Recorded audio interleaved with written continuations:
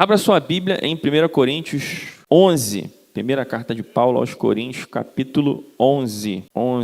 Se algum obreiro puder fazer aquele carinho de 2 copinhos de água, porque eu já bebi vários hoje, mas eu vou ficando com sede de mesmo assim, não tem jeito. Então, 1 Coríntios 11, o versículo é o versículo 17. Quem achou, diga: Deus é bom. Amém. Eu vou ler, você acompanha aí na sua Bíblia. Mas nisto que agora prescrevo, não posso elogiá-los, porque vocês se reúnem não para melhor, e sim para pior. Porque antes de tudo, estou informado de que quando se reúnem na igreja, existem divisões entre vocês. E eu, em parte, acredito que isso é verdade. E é até necessário que haja partidos entre vocês para que também os aprovados se tornem conhecidos entre vocês. Quando, pois, se reúnem no mesmo lugar, não é a ceia do Senhor que vocês comem, porque quando comem, cada um toma antecipadamente a sua ceia. Enquanto um fica com fome, outro fica embriagado. Será que vocês não têm casas onde podem comer e beber? Olha aí. Ou menosprezam a igreja de Deus e envergonham os que nada têm. Posso dizer a vocês, devo elogiá-los? Nisto certamente não posso elogiá-los. Porque eu recebi do Senhor o que também lhes entreguei, que o Senhor Jesus, na noite em que foi traído, pegou um pão e, tendo dado graças, o partiu e disse: isto é o meu corpo, que é dado por vocês. Façam isto em memória de mim. Do mesmo modo, depois da ceia, pegou também o cálice, dizendo: este cálice é a nova aliança no meu sangue. Façam isto todas as vezes que o beberem em memória de mim. Porque todas as vezes que comerem este pão e beberem o cálice, vocês anunciam a morte do Senhor até que ele venha. Por isso, aquele que comer o pão ou beber o cálice indignamente será réu do corpo e do sangue do Senhor. Que cada um examine a si mesmo, e assim coma do pão e beba do cálice. Pois quem come e bebe sem discernir o corpo, come e bebe juízo para si. É por isso que há entre vocês muitos fracos e doentes, e não poucos que dormem, porque se julgássemos a nós mesmos, não seríamos julgados. Mas, quando julgados, somos disciplinados pelo Senhor, para não sermos condenados pelo mundo. Assim, meus irmãos, quando vocês se reúnem para comer, esperem uns pelos outros. Se alguém tem fome, que come em casa, a fim de que vocês não se reúnam para juízo. Até aqui somente. Amém? Vamos orar mais uma vez. Senhor Deus, nós te agradecemos demais pela tua palavra. Ela é poderosa, ela é instrutiva. Ela instrui o homem, ela instrui a mulher no teu caminho. E eu te peço hoje, cumpre este propósito através deste sermão, através da minha vida, que a tua palavra edifique, instrua e corrija todos que estão aqui, como é a tua vontade, corrigir através da tua palavra, ensinar. É assim que o Senhor vem edificando essa igreja nesse lugar. Eu te peço, nos ajuda, dá discernimento, dá abertura de coração, usa, Pai amado, aquilo que o Senhor quiser, os nossos ouvidos estejam abertos e os nossos olhos também para aquilo que o Senhor quer falar. E saiamos daqui mais preparados para viver esse momento tão importante, que é a tua mesa. Em nome de Jesus, amém e amém. Meus irmãos, mais uma vez, um bom dia. Já falei, né, nós vamos falar da mesa do Senhor. Tem uns 3 meses que eu preparei essa mensagem, estava esperando o PF me dar, o pastor Fábio me chamar. Quando ele me chamou, eu falei: é dia de ceia? Ah, então é hoje, meu amigo, é hoje que eu vou. Então estava no forno, assim, imagina para uma pessoa ansiosa, né? Então estou, como eu falei, bastante feliz. Meus irmãos, a ceia é uma celebração cristã.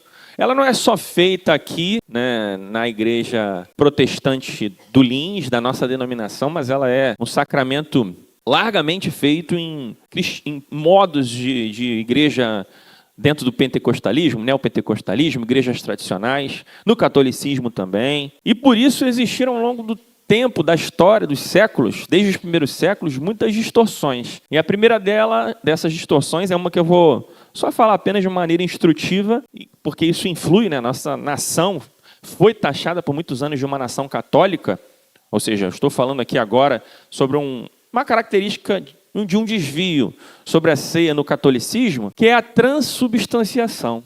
Então, É um dos desvios, mas das coisas que aconteceram que fogem à palavra. Nesse cenário, você que já foi numa igreja católica, você vai compreender que lá eles acreditam que nós estamos aqui literalmente comendo o corpo de Cristo e bebendo o sangue de Jesus. Quem já tinha escutado falar disso aí? A gente também falou um pouquinho numa aula compacta na escola bíblica de adultos dominical.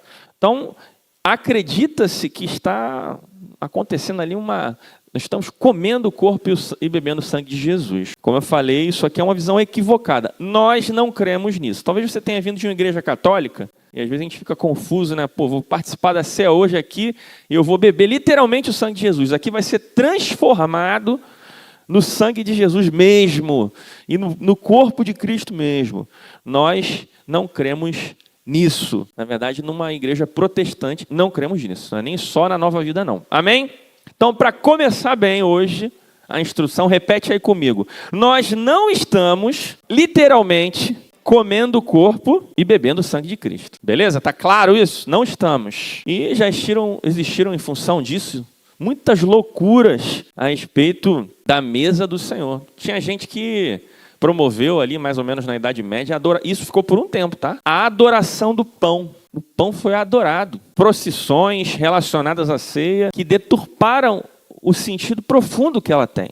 Tinham momentos também onde as pessoas acreditavam que esse suco ou vinho, como foi realizado em muitas tradições já, tinham poderes quase que mágicos. Bebeu do suco na hora. E olha que tem gente que ainda pensa assim até hoje.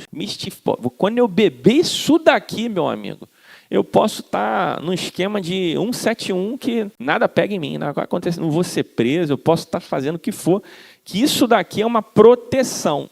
Tem muita gente que acredita que ao beber do cálice, você sai daqui protegido, muito influenciado, essa cultura mística, pela mistura de religiões de outras matrizes, espíritas e tal. Então a gente vê isso na igreja. Então, repita comigo. Este cálice não tem mágica. Beleza? Tá tranquilo aí? Muita gente que acredita também isso a respeito da ceia. Entrou na água, não precisa nem ter relação com Jesus. Entrou na água, mergulhou, sai dali como? Um apóstolo. Mas, meus irmãos, não é assim. Tanto o batismo, que não é o alvo do sermão de hoje, mas como a ceia, são sacramentos. O que são sacramentos? Sinais visíveis estabelecidos por Jesus da graça invisível de Deus. Amém? Você entende isso? Mas eles são símbolos. Então não tem poder mágico. Eu não estou aqui tocando aqui, de repente eu vou ganhar na loteria se eu jogar hoje. Não tem nada disso, nada. Estamos diante de um símbolo, mas não é também, por isso, qualquer símbolo. Da mesma maneira que tem gente que eleva ou deturpa a ceia do Senhor, tem gente que trata isso aqui como nada. Tem igrejas que não celebram mais a ceia. Tem igrejas que celebram uma vez no ano. E tem igrejas que celebram a ceia como a gente faz uma festa assim do Dia das Crianças. Tanto faz. A gente vai lá para pular, é um momento de comunhão, mas não tem nenhum tipo de instrução a respeito do que é esse momento. Mas nós precisamos enxergar hoje, esse é o objetivo dessa mensagem, o quão profundo é esse símbolo e quão significativo é o momento que nós vamos viver. Meus irmãos, isto aqui é um símbolo da redenção e muito mais. É algo muito importante. É por isso que eu enxergo a importância de nós estarmos instruídos sobre a ceia do Senhor. A gente faz ela quinzenalmente aqui, no primeiro e no terceiro domingo do mês. E será que nós estamos participando desse momento porque ele é repetitivo em um sentido, né? Ele é feito duas vezes no mês, de uma maneira, eu vou participar da ceia lá e vou embora e está tudo certo? Ou nós entendemos o que representa esse pequeno pedaço de pão, esse pequeno frasco com o suco? Como é que está? Você entende, você compreende o que é a ceia do Senhor?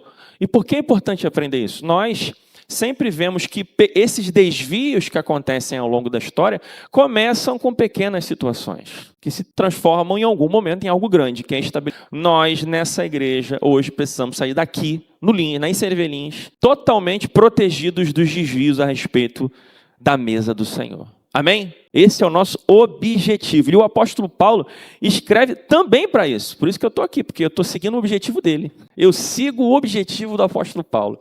nessa manhã. Porque os crentes de Corinto, eles representam muito bem esse ambiente de confusão, bagunça, que é expressado nesses desvios ao longo dos séculos com a mesa do Senhor. E nós vemos aqui nessa introdução que o apóstolo Paulo faz mesmo, nos versos 17 a 22, três afirmações rápidas que dão esse diagnóstico. Primeiro, as reuniões que vocês fazem, reuniões com a ceia, fazem o que é pior. Você imagina, você fazia a ceia hoje, no final o pastor fala assim, ó, essa ceia foi o que é de pior no evangelho. Já pensou? Eu vou para casa de coração partido.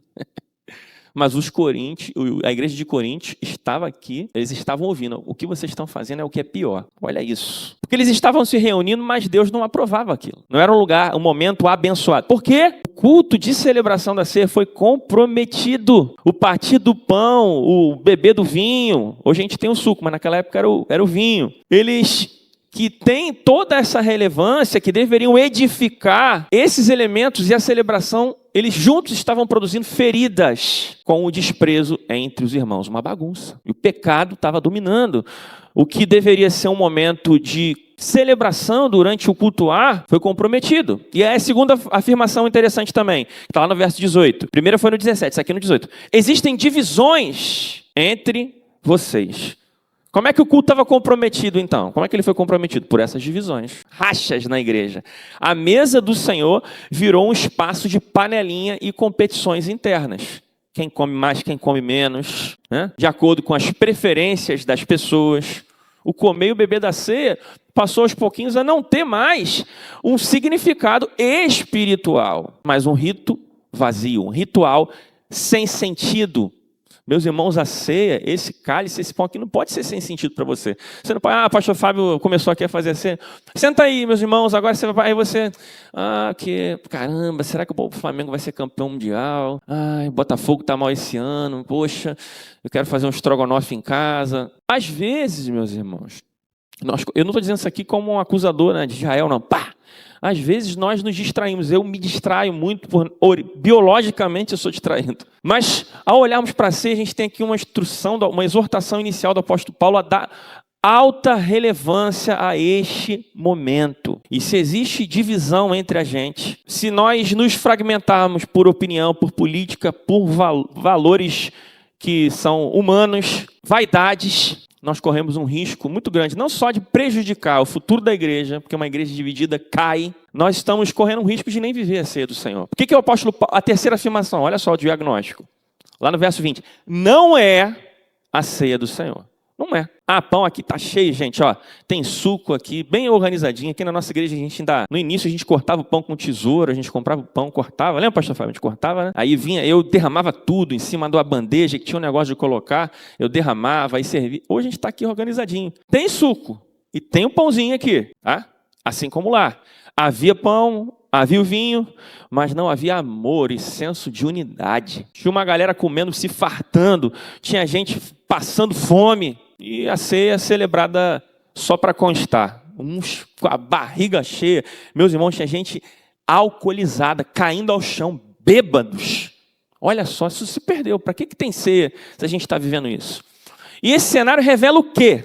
O que isso revela? Né? Quando Paulo diz que não é a ceia do Senhor.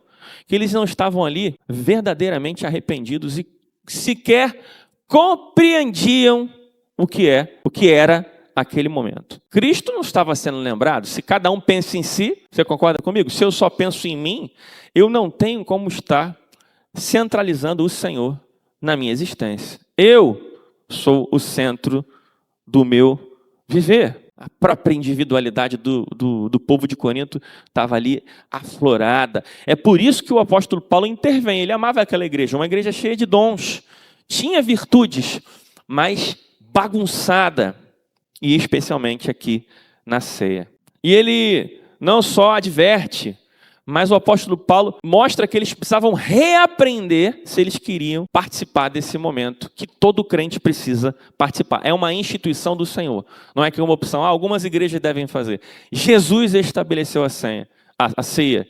E ele mostrou aqui, por meio do apóstolo, que essa igreja precisava reaprender. Essa é a mesma instrução que nós vamos receber hoje aqui. Amém? A mesma instrução de Corinto nós vamos receber hoje aqui. Nós precisamos. Talvez você pense assim, Rafael, eu escrevo até um livro sobre essa aí. Amém. Mas o Senhor nos dirige hoje a reaprender, a aprender talvez sobre esse momento. E eu creio que nós saímos daqui edificados. Por isso que a ceia no final. Será que faz diferença saber profundamente o que é esse momento para participar dele? Eu creio.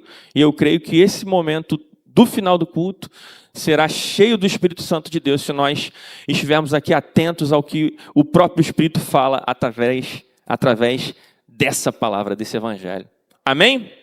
Então, eu espero que você seja abençoado ao final. Mas para isso você precisa ouvir o que o Senhor quer falar. Então, primeira instrução do Senhor hoje, a ceia é gratidão e reconhecimento. Através do pão nós nos conectamos, meus irmãos, com Jesus e a sua morte vicária. Eu vou explicar o que é isso. Morte, diga assim para você aprender. Eu já falei outra vez aqui. Morte vicária. Você vai aprender hoje isso aqui, se você ainda não sabe. Versículo 23. Porque eu recebi do Senhor o que também lhes entreguei. Que o Senhor Jesus, na noite em que foi traído, pegou um pão e, tendo dado graças, o partiu. Ou seja, dividiu para um ou mais. Para ele e para outros. Isso é o meu corpo, que é dado por vocês. Façam isso em memória de mim. Amém? Até aqui. Paulo deixa claro. Ele não inventou nada. Essa celebração que eu vou instruir vocês aqui, que vocês fazem errado, não vem de mim não. Jesus estabeleceu isso. Eu recebi de Jesus. E agora eu vou falar para vocês o que é. Então, o que chegou ao apóstolo Paulo de Jesus, ele chega de Jesus em Paulo, e agora a mesma coisa eu digo também para vocês. Eu não recebi isso de mim, mas eu recebi de Paulo que recebeu de Jesus, ou seja, tudo de Cristo. Amém? Quando Jesus fala, nós precisamos dar atenção. E a gente volta ao que o Senhor falou, o próprio Jesus na última ceia, nos evangelhos, em Mateus 26, do 26 ao 29, Marcos 14, 22 a 25, você pode depois ver de novo a referência em casa, Lucas 22, 19 ao 20. Jesus, ele pega dois elementos simples, um pedaço de pão e vinho. E aqui, Jesus torna esses elementos que são simples em algo maravilhoso e muito especial. O pão representando o seu corpo entregue. Isaías 53 nos descreve, parece até que Isaías 53 é do Novo Testamento, né? Mas foi 700 e poucos anos antes. Que o corpo de Jesus foi transpassado e moído pelos nossos pecados. Amém? Então o pão representa isso. E o cálice é a aliança nova feita com o nosso Deus Pai Todo-Poderoso por meio do sangue de Jesus. Jesus faz isso na última ceia. Ele faz, literalmente. O que hoje nós vamos ministrar começa em Jesus. Jesus não só faz isso de uma maneira a atingir os seus discípulos, temporal, local ali, como nós vamos fazer aqui hoje, a gente podia não fazer mais, mas não. Ele faz isso levando esse momento a se propagar pelos séculos e torna isso um memorial permanente. Por que a gente faz todo mês isso, gente? Porque Jesus estabeleceu, façam isso com constância. Se reúnam e façam isso. E por que é preciso relembrar sempre? Porque a obra redentora de Jesus realizada na cruz do Calvário é o ponto alto de toda a palavra de Deus. Amém? É o centro. A morte e a ressurreição de Jesus precisa ser lembrada sempre. Nós às vezes vamos pregar sobre vários assuntos aqui. Vários. Mas se tem um assunto que Jesus não deixou a igreja parar de perceber que é o auge, é a sua morte e a sua ressurreição. Então ele faz isso para nos ajudar a colocar a morte e a ressurreição dele mesmo no centro. A ceia é uma instituição de Jesus.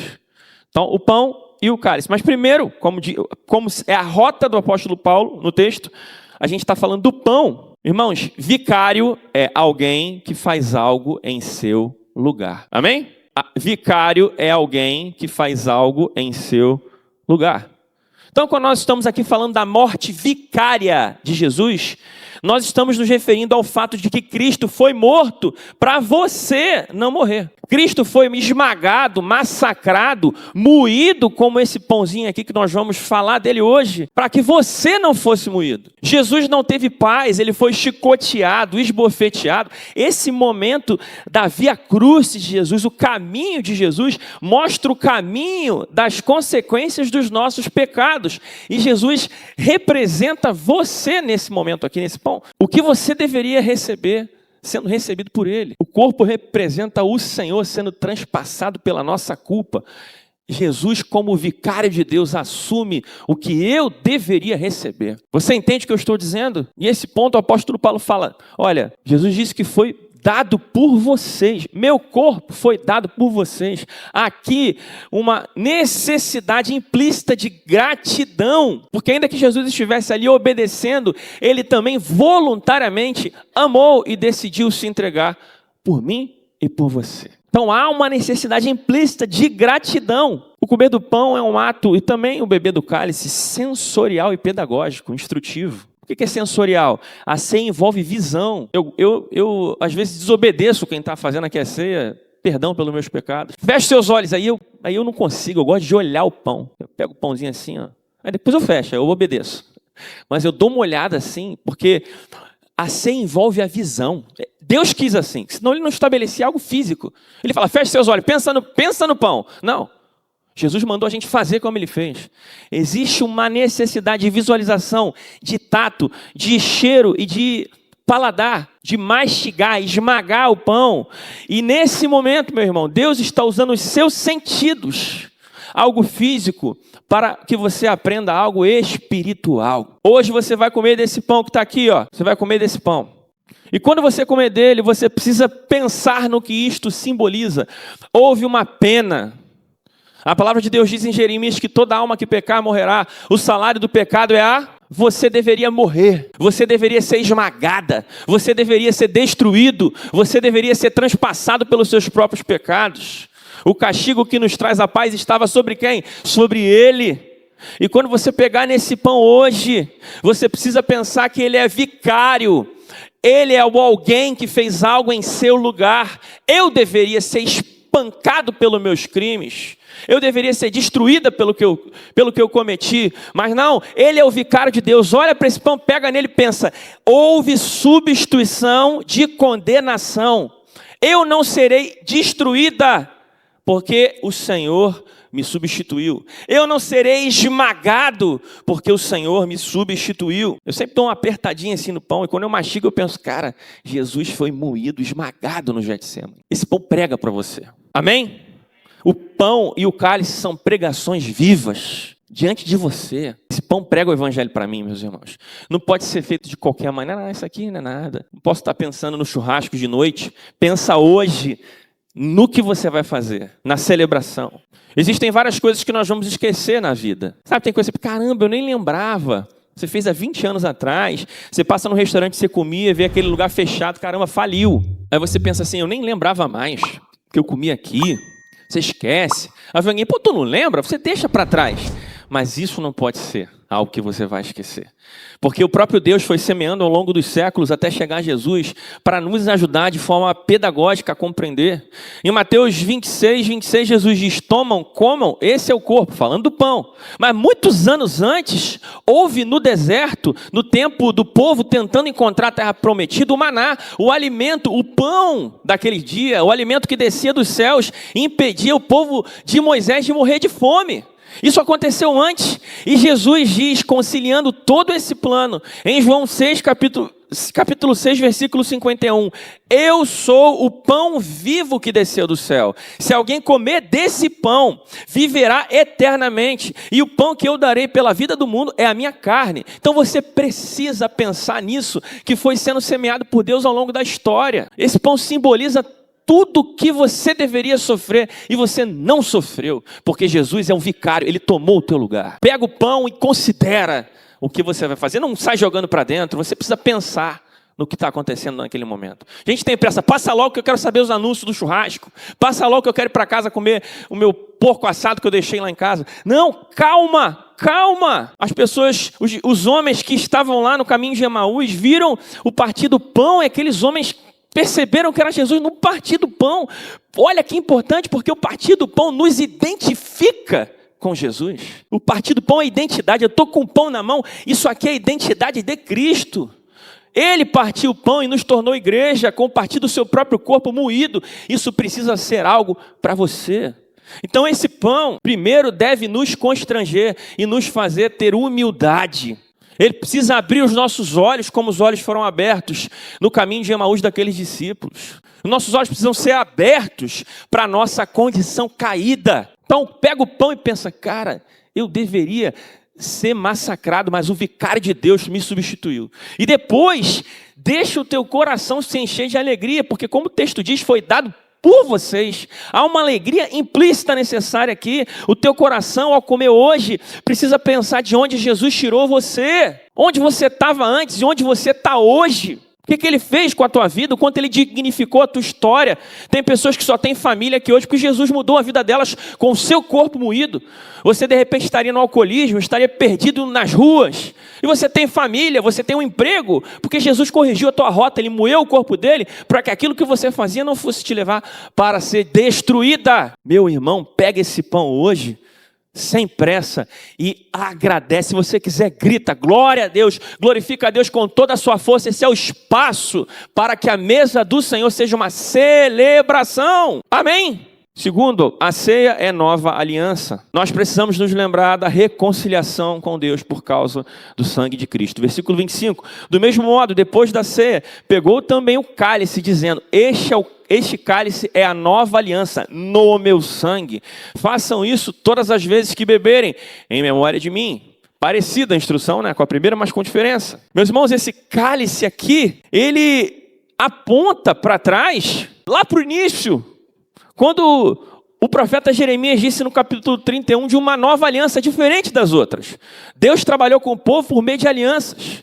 E nós aqui somos aliancistas, cremos nisso. As alianças que foram feitas com Deus, conduzindo até Jesus. E Paulo relembra para a sua audiência, o seu público que estava lá diante dele, o conceito de aliança. Isso era vivo para eles. Eles sabiam as alianças feitas com os patriarcas.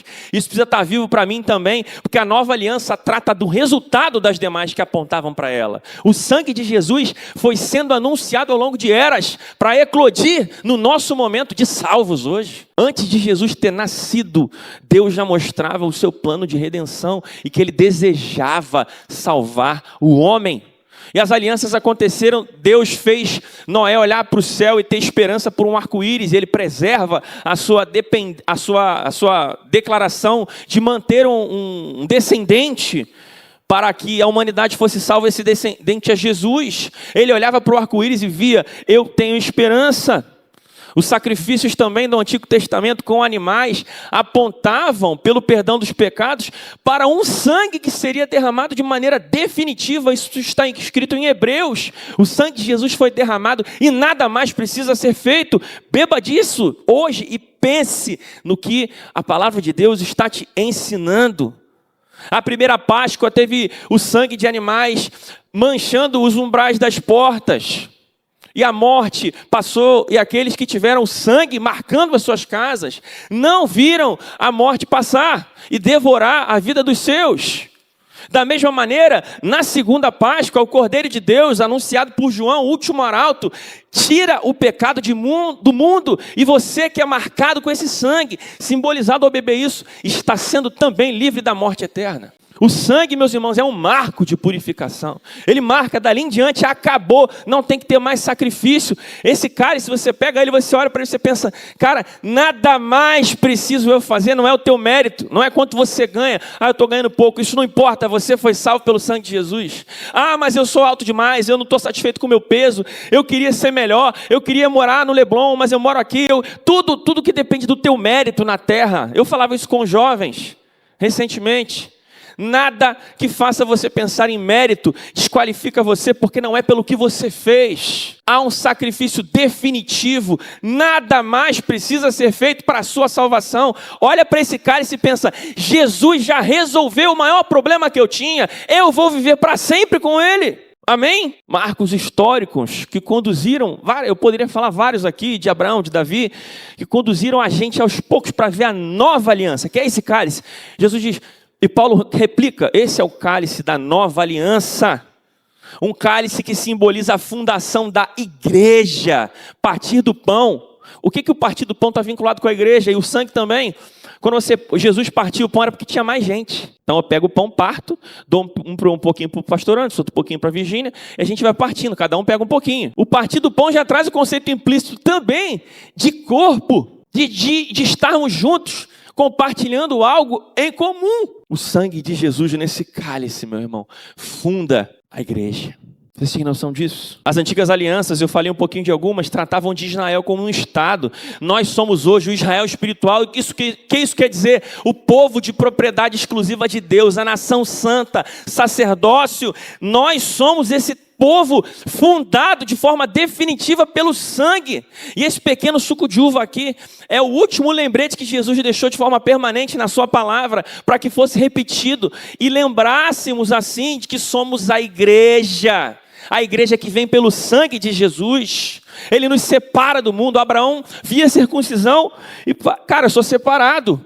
Uma aliança que excluía as mulheres. Obviamente, esse cálice simboliza todos nós unidos sobre a mesma bandeira do Cordeiro de Deus. Muda tudo. Eu vou beber hoje, eu preciso pensar nisso. Marcos históricos. Um dia você sofre um acidente de carro, você estava sem cinto, você sobrevive.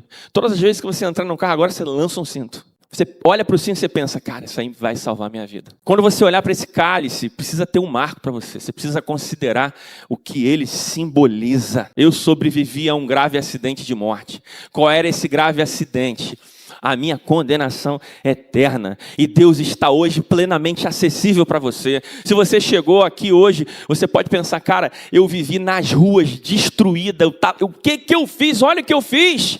E Jesus vem e derrama seu sangue. E hoje o Senhor Deus Todo-Poderoso está acessível a você. E você pode entrar na sua presença por um novo e vivo caminho. E a ponte desse caminho foi construída pelo sangue de Jesus. Você tem acesso, antes era impossível. Beba hoje, pensa nisso. Quando você for beber desse cálice, que o seu coração seja tomado pelo dia da sua conversão. Esse marco não pode ser esquecido. Faz parte do testemunho de todo crente. Eu fui salvo neste dia, desta forma. Foi assim que eu reconheci que eu era um pecador miserável, carente da salvação. Escreve esse testemunho para você nunca esquecer. E pensa nele hoje. Pois foi neste dia que esse sangue fez valer para você a primeira vez o que era uma transformação de história. E se alguém está em Cristo, nova criatura é. Você precisa se lembrar. A ceia é um marco da história individual de cada um, mas também coletiva de regeneração da nossa igreja. Terceiro, a ceia por isso é esperança. É esperança. Por quê? Porque todas as vezes, versículo 26, que comerem este pão e beberem o cálice, vocês anunciam a morte do Senhor. Até quando? Até que Ele venha. Essa mesa é uma lembrança do passado. Vocês anunciam a morte do Senhor. Quando foi a morte do Senhor?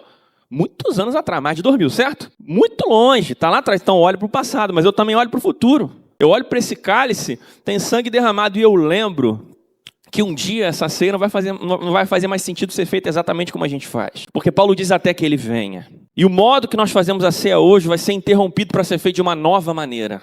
Quando? Quando Jesus voltar, até que Ele venha. Essa também é uma celebração que aponta para um futuro celestial, porque vai chegar um dia, meus irmãos, que nós participaremos de um banquete eterno. Apocalipse 19:9 diz: bem-aventurados os que são convidados para as ceias das bodas do Cordeiro. Estamos hoje anunciando, olha, a gente está aqui reunido, somos aqui ainda dotados de um corpo frágil, não perfeito, não glorificado, mas a gente está aqui se preparando para ceiar um dia na Nova Jerusalém, diante de Deus. A ceia é um apontamento para a eternidade, até que Ele venha. Então você está treinando para lá, um banquete eterno.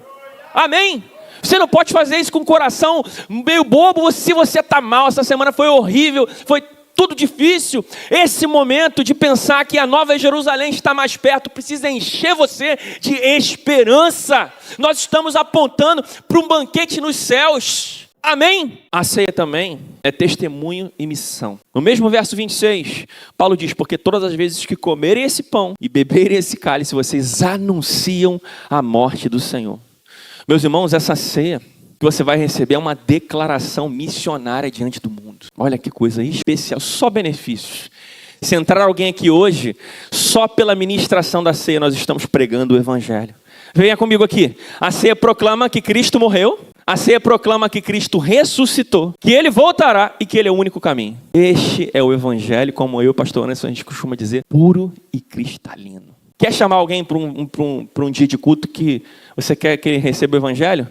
É primeiro ou terceiro domingo do mês. Só pode ir uma vez. A gente só joga a responsabilidade de nunca não deixar de fazer a ceia, né?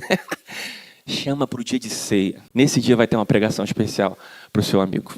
Sempre. Quando a gente levanta... Igreja, pensa aqui comigo. Quando você levantar o seu cálice hoje, a gente está evangelizando. Aqui, nesse suco e nesse pão, há uma poderosa mensagem. E o pecador caído aprende a ouvir. Por isso que a gente faz sempre uma pequena pregação. Quando a gente está vindo a ministrar, a gente chega e bebe o pão, bebe o suco e come o pão. A gente faz uma pequena pregação, porque se um pecador aqui entra, ele pode saber naquele momento que o caminho para a vida eterna é Jesus. Então a gente evangeliza. Beba hoje desse cálice e se sinta, cara, eu sou um evangelista levantando isso daqui. Por isso que é importante ser um símbolo permanente. Nós estaremos juntos hoje em nome de Jesus, como verdadeiros evangelistas, pregando a mesa do Cordeiro de Deus. Amém? E por fim, última instrução. A ceia é autoexame, confissão e oportunidade de arrependimento. Por isso, aquele que comer o pão ou beber o cálice indignamente será réu do corpo e do sangue do Senhor. Que cada um examine-se a si mesmo, e assim coma do pão e beba do cálice. Pois quem come e bebe sem discernir o corpo de Cristo, come e bebe juízo para si, também o seu corpo. Paulo não chega só no ponto alto do evangelismo, né? A gente vai evangelizar. A ceia é um memorial. Jesus disse, né? Vocês vão anunciar a morte do Senhor. Mas antes a gente precisa se reevangelizar também. Nós precisamos nos lembrar que ainda que já tenhamos sido salvos, precisamos, dia após dia, de arrependimento, confissão. Se você conhece esses elementos aqui, tá? Olhando para eles, se você sabe, está percebendo o que a gente está pregando hoje, eles estão pregando. Antes de você evangelizar, arrependa-se. Porque há uma condição. Não é só, Jesus me salvou, eu preciso me arrepender. O texto sagrado nos mostra, arrependa-se e você será salvo.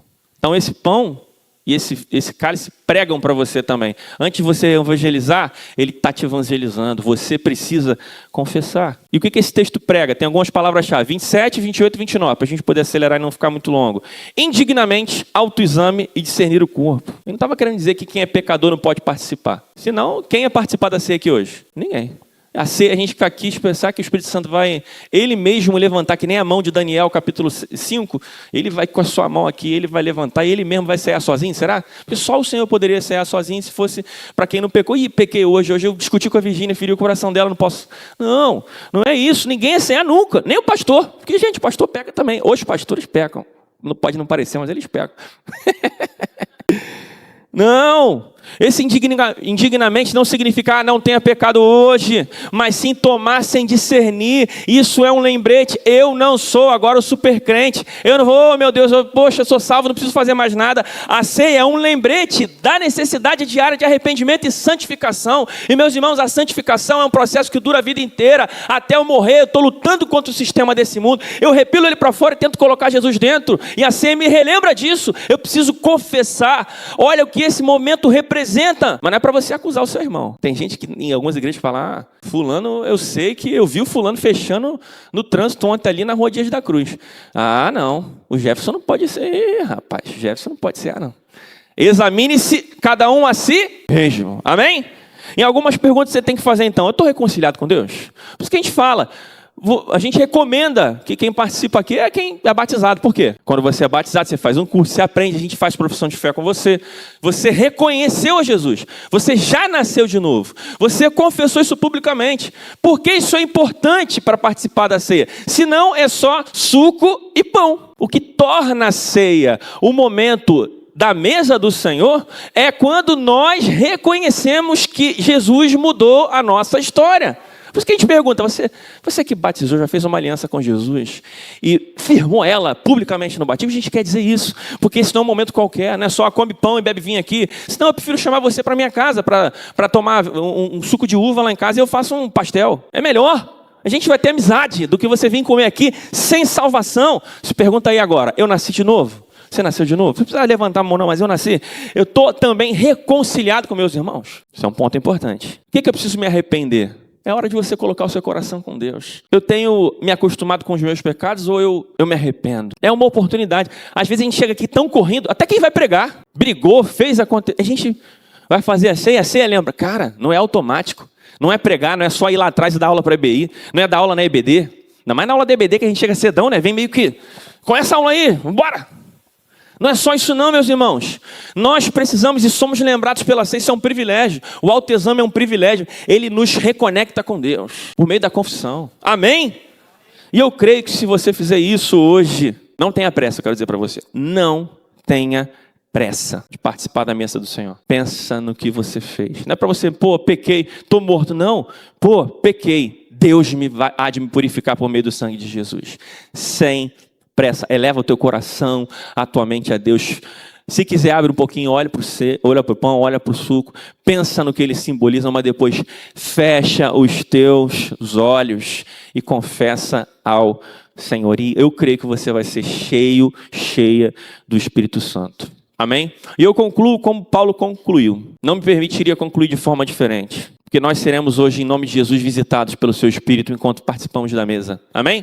Nós seremos? Eu creio. Você crê? Mas antes disso, quem foi instruído aí pela ceia hoje? Está bem instruído? Está claro? Mas Paulo deixa um alerta. Ele inicia falando do senso de conexão. Ele exorta sobre os homens e mulheres estarem fazendo isso sem considerar os seus irmãos. E ele ensina detalhadamente da ceia. Mas depois, no final, ele volta ao problema original do Corinto, para finalizar com a mesma advertência. Versículo 33. Assim, meus irmãos, quando vocês se reunirem para comer, esperem uns pelos outros. É assim que eu finalizo esse sermão, perguntando: você considera, ama, respeita e está disposta a perdoar os seus irmãos? Você pode ter compreendido a teologia da ceia, sair daqui instruído, dar uma aula em outro lugar. Parabéns por isso, já é uma parte. Mas se você desprezar o seu irmão, suco, só suco, não é ceia. Paulo diz no início, não sei o que estou dizendo não. E ele disse baseado no que Jesus disse. Não é a ceia do Senhor. Ele fala, está no texto, só suco.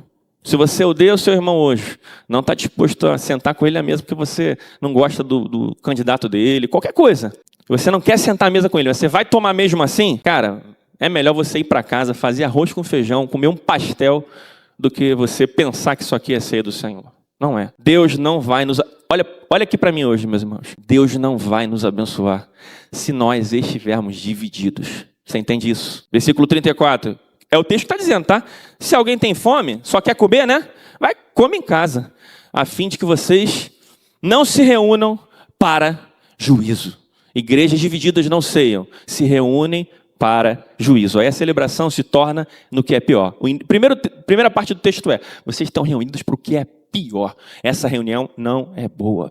A ceia, meus irmãos, é um marco do fim da individualidade. Você entende isso? Esperem uns pelos outros, como um pai. Sentam os filhos à mesa e a gente ceia junto. Esse aqui é um momento de família. É a família de Deus. Então, hoje nós vamos sim nos autoexaminar. Nós vamos confessar os nossos pecados, bradar agradecimento pelo pão, lembrar da reconciliação pela nova aliança no sangue de Jesus com esse cálice aqui. Nós vamos nos renovar em esperança, porque a volta de Jesus está sendo anunciada e nós estamos vivendo um pedacinho dela.